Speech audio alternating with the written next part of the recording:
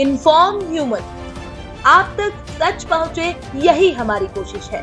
नमस्कार, inform human में आप सभी का स्वागत है। डॉक्टर साहब, आपका बहुत बहुत स्वागत है और आज आपसे मुलाकात इन्फॉर्म ह्यूमन के लिए एक बहुत बड़ी बात है, गौरव की बात है। डॉक्टर साहब, कितने वर्ष से आप चापड़ा में सेवा प्रदान कर रहे हैं? जी, पहले तो आप सभी का स्वागत है। आप इतने नेक कार्य कर रहे हैं, उसके लिए पूरी टीम को साधुवाद, बधाई। जी, बेसिकली मैं बहुत इंटीरियर से बिलोंग करता हूँ।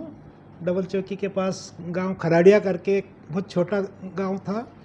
वो हमारा गांव इतना इंटीरियर में थे। डबल चौकी हम पढ़ने आते थे 6 किलोमीटर पैदल आते थे। उस टाइम ऐसी व्यवस्था थी, हमारे साइकिल तो थी कि जूते तक नहीं ला पाते थे। हम नंगे पैर आते थे, हमारे जूते डबल चौकी में रखते थे, वहाँ से स्कूल करके वापस जाते थे। उस टाइम पे हमारे कोई गाइडेंस नहीं था। मेरा शुरू से मेरिट में आना था। 5th में मेरिट था, 8th में मेरिट था, 11th में मैंने टॉप किया था। तो घर वालों का भी प्रोत्साहन होते गए, उन्होंने हमारे को पढ़ने के लिए आगे बढ़ाते गए। तो जब मैं 11th करके होलकर साइंस कॉलेज में पहली बार वहाँ गया, तब हमने पहली बार पीएमटी का नाम सुना था। जो पीएमटी मेडिकल में एंट्रेंस होने का, आजकल तो बच्चों को फर्स्ट से वो हो जाता था, हमने पहली बार वो नाम सुना था। तब हमारे एक लियाकत शाह करके वहाँ नेता थे जिन्होंने हमारा एडमिशन दिया था। तो उनसे मैंने पूछा ये पीएमटी क्या है। तब उन्होंने बताया कि भाई ये जो बीएससी बायोलॉजी से जो करते हैं, प्री मेडिकल टेस्ट होती है और इसके माध्यम से आप मेडिकल में सिलेक्शन होता है। तब हमने उसकी तैयारी चालू की और तैयारी चालू करने के बाद मैंने पूरी एमपी में मेरी 4th पोजीशन थी उस पीएमटी में। इंदौर मेडिकल कॉलेज का मैं टॉपर रहा था उस टाइम पे। परंतु मैं ग्रामीण परिवेश में था, तो मैंने पीजी वीजी करना छोड़ उनसे काम लेना। ऐसे बहुत सारी विकट परिस्थितियों में कितनी बार मेडिकल की जो हमारे को फैसिलिटी की आवश्यकता होती है वो नहीं हो पाती है। तो मैंने फिर 3 साल बाद ये यहाँ पे प्लाट खरीद के यहाँ पे एक पूरा व्यवस्थित एक हॉस्पिटल का निर्माण करके यहाँ पे पूरा ऑपरेशन थिएटर वगैरह पूरे ये करवा के यहाँ पे सुचारू व्यवस्था है। डॉक्टर साहब, अभी बड़ी महामारी जी कोविड-19, उस दौरान आपकी क्या भूमिका रही? कोविड में हमारे लिए बड़ा दोहरा चैलेंज था, क्योंकि हमारा परिवार भी ऊपर निवास करता था, नीचे पूरा हॉस्पिटल का था। परंतु ऐसा मानवीय त्रासदी थी कि उसमें हमारे को अपना हित छोड़कर, और उस दौरान तो ऐसा ये था, फर्स्ट वेव में तो ज़्यादा वो नहीं था। फर्स्ट वेव में तो ग्रामीण अंचल में इतना ज़्यादा नहीं था, पर जब सेकंड वेव आई थी, सेकंड वेव में ऐसी स्थिति बनी थी कि गांव के गांव, आसपास के कस्बों से इतने पेशेंट आते थे, हमारे को पलंग के लिए वेटिंग करवाना पड़ता था। एक को बॉटल निकाला, उनको इलाज करा, उनको शिफ्ट करके फिर दूसरे पेशेंट को, और उस टाइम पे पूरे परिवार को भी बचा के रखना था। परंतु गवर्नमेंट ने उस टाइम पे ये करा था कि हमारे पूरे हेल्थ वर्कर को पहले वैक्सीनेशन दे दिया था। तो हमारे हेल्थ फैमिली में सभी मेडिकल लाइन के थे, तो सभी का वैक्सीनेशन हो गया था, पूरे स्टाफ का वैक्सीनेशन हो गया था। तो वो एक सिक्योरिटी थी। तो उस सेकंड वेव में हमने बहुत लोगों को सेवाएं दी।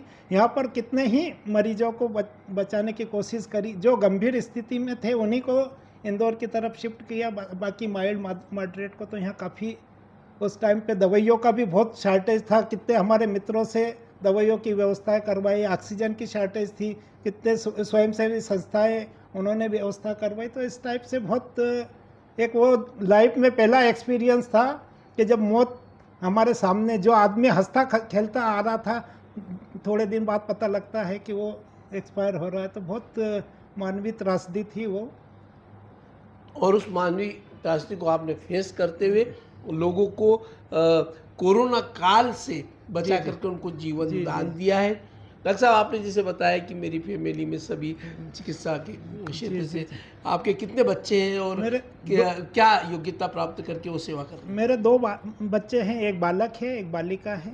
बालिका बीडीएस की हुई है, उसकी शादी हमने देवास में, हमारे दामाद भी डेंटिस्ट है, तो वो दोनों वहाँ पे देवास में सेटल है। मेरा बालक एमएस जनरल सर्जन है और वो अभी हाल फिलहाल इंडेक्स मेडिकल कॉलेज में एसोसिएट प्रोफेसर है, और वो यहाँ चापड़ा में भी हमारे यहाँ पे हॉस्पिटल में यहाँ की सर्जरी वगैरह की यूनिट यहीं पे वो देखता है। बहू होम्योपैथिक प्लस डाइटिशियन और एलोपैथी का उसने कोर्स करा है। तो वो स्त्री रोग चिकित्सक और होम्योपैथिक का वो यहीं पे क्लिनिक हमारे साथ में देखती हैं। मतलब पूरा परिवार। जी एक सबसे बड़ी बात ये सामने आ रही है कि जिस बालक ने MBBS कर MS करने के बाद इंदौर के बड़े मेडिकल कॉलेज में प्रैक्टिस करने के पश्चात भी वो अपने गांव में चापड़ा में आकर के अपने पिता के साथ जी नर्सिंग होम में काम करते हुए और लोगों की सेवा कर रहे हैं, ये बहुत बड़ी बात है। बहू भी चाहती तो वो बच्चे को बालक के साथ इंदौर रह सकती थी, परंतु वो भी यहाँ रह करके ग्रामीण क्षेत्र में रह करके वो सेवा करती। ये एक मानवीय सेवा का सबसे बड़ा उदाहरण है डॉक्टर यादव चावड़ा। आपका कार्य, आपका कृतित्व और आपके मानवीय भाव से हम बहुत अभिभूत हैं और इसी कारण हम विश्व स्वास्थ्य दिवस पर आयोजित आरोग्यम कार्यक्रम में देवास में आपका सम्मान कर गौरवान्वित होने का अनुभव प्राप्त करेंगे। एक और है, हमारे क्षेत्र के चिकित्सक भी एक दूसरे से सहयोग नहीं रहते थे। हमने एक अपना पहल चलाई और एक हमारा रीजनल मेडिकल प्रैक्टिशनर एसोसिएशन बनाया है। अच्छा, उसमें बागली, चापड़ा, हाटपिपलिया, कर्नावत, कमलापुर या आसपास के बागली ब्लॉक के सभी चिकित्सक का एक हमारा संगठन है और उस संगठन का मैं अभी अध्यक्ष हूँ।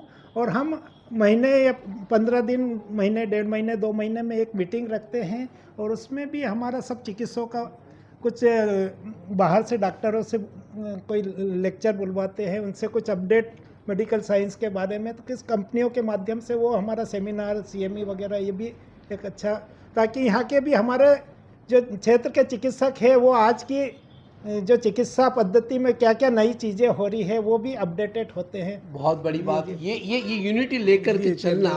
दुष्यंत ने बहुत अच्छी बात कही है कि मेरे सीने में नहीं तो तेरे सीने में ही सही, आग कहीं भी हो लेकिन जलनी चाहिए। ये बड़ा काम आप कर रहे हैं और सभी डॉक्टरों को लेकर के उस क्षेत्र के विकास के लिए कहूँ, इस क्षेत्र को स्वस्थ रखने के लिए कहूँ या मोदी जी की परिकल्पना को सार्थक करने की बात कहूँ, आपका बहुत बहुत धन्यवाद।